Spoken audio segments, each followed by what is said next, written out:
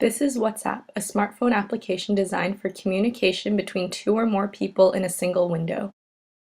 You can download it from the iTunes or Google Play Store or at their website www.whatsapp.com. It is currently available for the iPhone, Android, BlackBerry, Nokia S40, Nokia Symbian, and Windows Phone.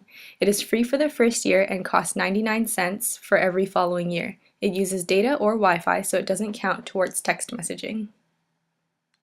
Social interaction is the purpose of WhatsApp, so if you choose to make it your primary source of communication, it would definitely be of more value to you. When you open the app for the first time, you can begin by setting up your profile. Open the menu, choose Settings, then Profile. From here, you can choose a profile picture and type in your name. The WhatsApp application automatically pulls information from your actual contacts list and adds other WhatsApp users. By clicking here, you can start a two-person conversation or chat. If you want to begin a group chat with multiple people, open the menu, select New Group, and then you can label your chat to any name you choose. Afterwards, you can begin to select the contacts that you want as part of this group.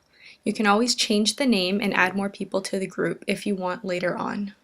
Contacts can be a part of multiple conversations at the same time. As you can see here, I have a two-person conversation with Sven, and he is in my app review chat as well. Now that setup is complete, you can communicate using whichever form of messaging you prefer. If you choose to send a picture or video message, you would just find the picture or video in your gallery or take the photo or video at that moment.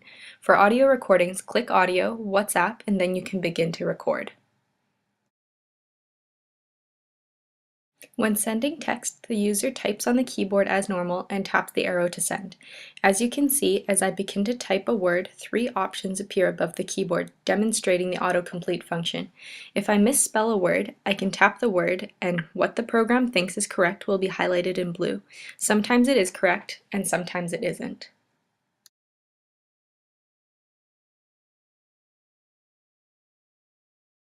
When you receive a message on WhatsApp, you will also receive a notification.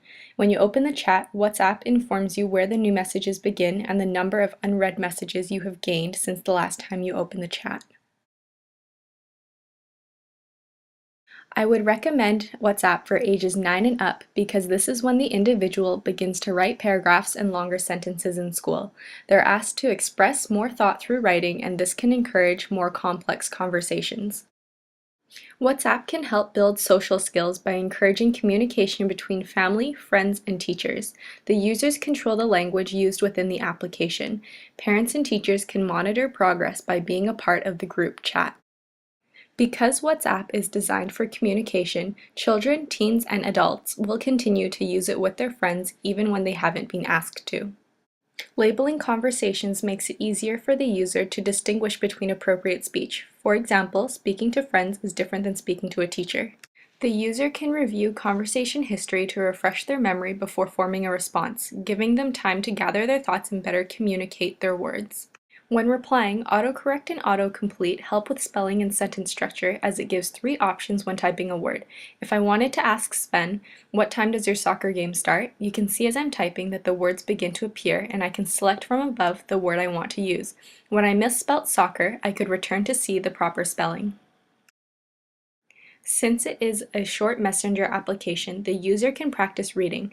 When they come across unknown words, the word can be demonstrated and explained through voice recordings or video messaging, or even attaching a photo to define the word.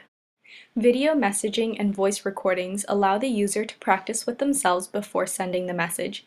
The user can listen to the recording and re-record if they aren't satisfied with the audio clip. Bear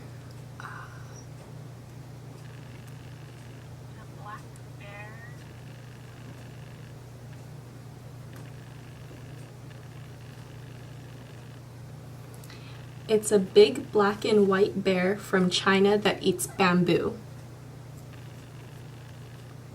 It's a big black and white bear from China that eats bamboo. As you can see, WhatsApp is very user-friendly and functions to support and accommodate all users, including those with specific language impairments.